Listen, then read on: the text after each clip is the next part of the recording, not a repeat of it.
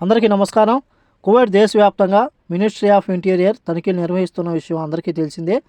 అలాగే Kuwait public authority for man power immigration పరిశోధన విభాగ అధికారులు, త్రిసభ్య కమిటీ అధికారులు ఎవరైతే ఉన్నారో వర్క్ పర్మిట్లు మరియు భద్రతా అవసరాలు లేకుండా డెలివరీ కార్యకలాపాలు, కార్మిక చట్టాలను ఉల్లంఘించిన వారు, డెలివరీ కంపెనీలలో కాకుండా ఇతర కంపెనీలలో నివాసం ఉన్నవారు లేదా ఖాదీ వీజా ఆర్టికల్ 20 ఎవరైతే గృహ కార్మికుల వీజా కలిగి ఉన్నవారు తనిఖీలు ప్రారంభమయ్యాయి అని చెప్పి అధికారులు తెలిపారు.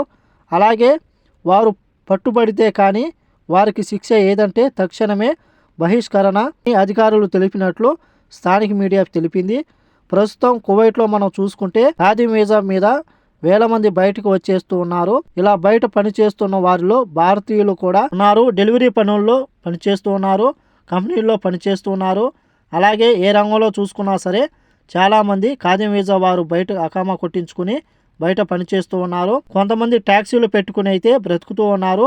ప్రస్తుతం డెలివరీ రంగంలో మనం చూసుకుంటే రోజు రోజుకు ఖాదీ వీజా వారు ఎవరైతే గృహ కార్మికులు ఉన్నారో వారి సంఖ్య రోజు రోజుకు పెరుగుతూ పోతుందని చెప్పేసి ఫిర్యాదులు వస్తూ ఉన్న నేపథ్యంలో ప్రత్యేకంగా వీరిపైన దృష్టి పెట్టినట్లు అధికారులు తెలిపారు.